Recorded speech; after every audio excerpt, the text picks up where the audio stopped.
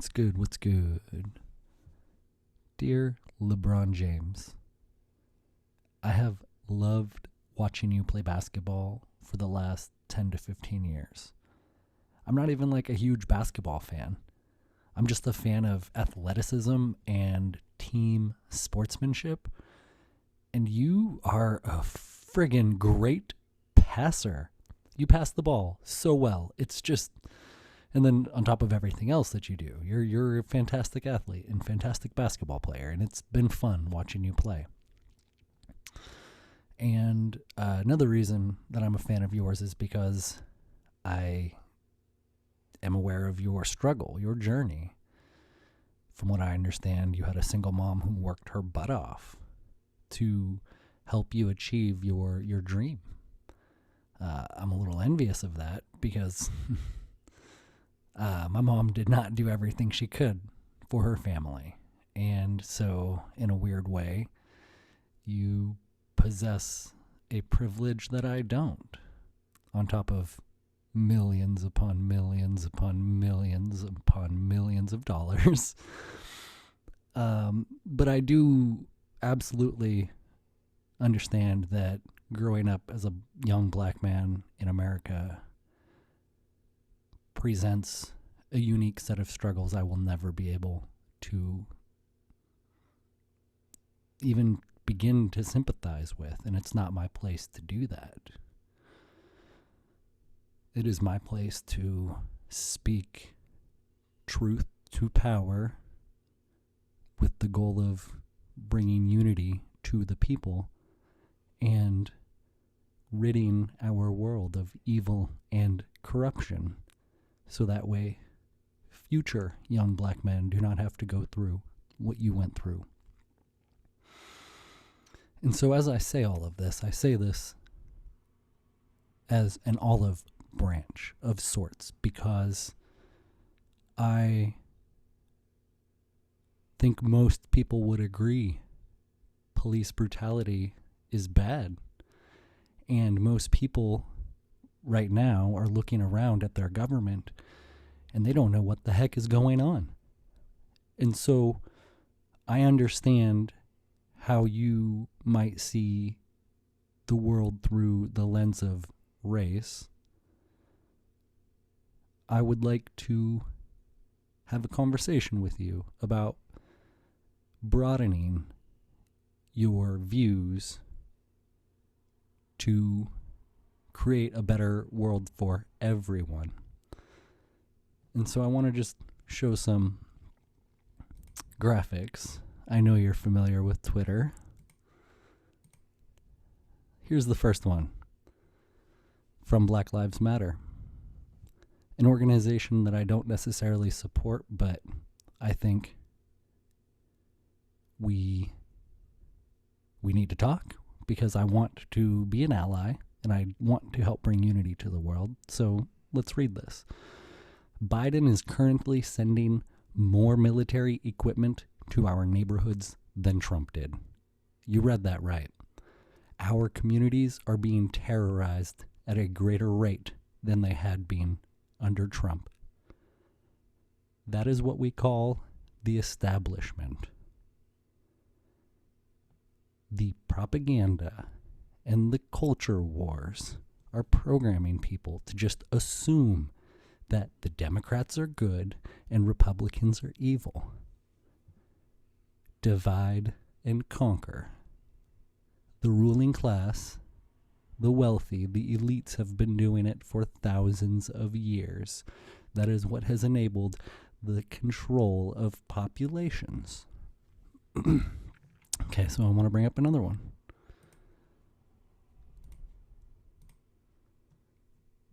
That last article didn't have a reference or a source, but this one does.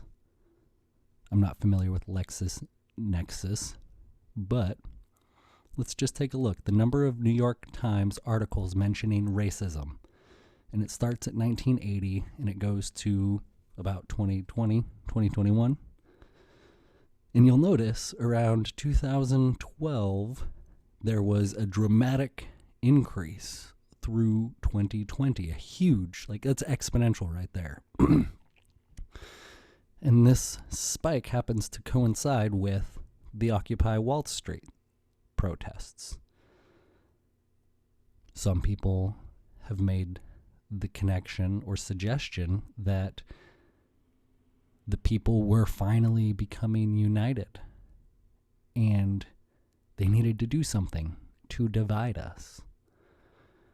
And the great Carl Jung wrote about the fact that America's biggest internal nuclear bomb will be our racial history. I have said that America has not lived up to its potential. I agree with people from both the left and the right on issues, and I disagree with them on the issues. But I'm not wanting to demonize people I disagree with. And with the media, with technology, with how the world has just dramatically quickened in the pace of everything, it can be easy to get caught up in a whirlwind of social hysteria. The need to stay relevant, the need to pacify the sycophants, the need to appease your peers is strong. To question the norm takes courage. And so I would like to have a conversation with you about the reality of the bigger picture that we're facing. Police brutality stems from the fact that we have a large government that is engaging in class war, that is fueling the race war, that wants us divided. The government is the enemy of the people, not your neighbors. I don't know if you're a Christian man or not. I'm not Christian, but I like hippie Jesus. And hippie Jesus said, love thy neighbor.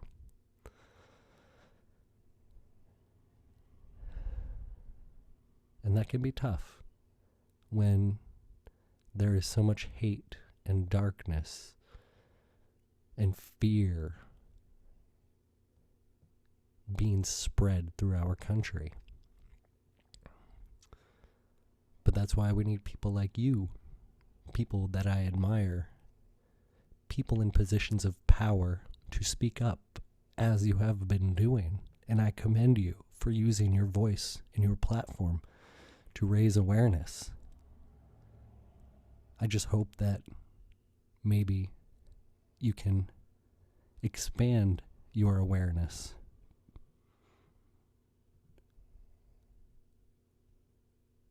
Most of America is not racist.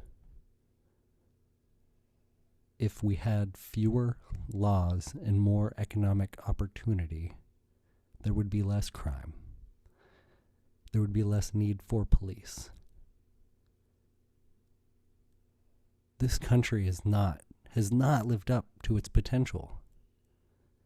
But dividing the population by race and identity is not going to help us make progress. It is going to help the establishment grow. The establishment that is growing even under democratic rule. And that's one of the biggest illusions we need to unveil, is the fact that both parties are corrupt. Our government is corrupt to the core. A majority of politicians should be in jail right now. It is such a monster that the only way we can begin to attack it is by coming together. I really wish I would have lived in the 60s. I wish I could have dropped acid and marched with Martin Luther King. That would have been so badass.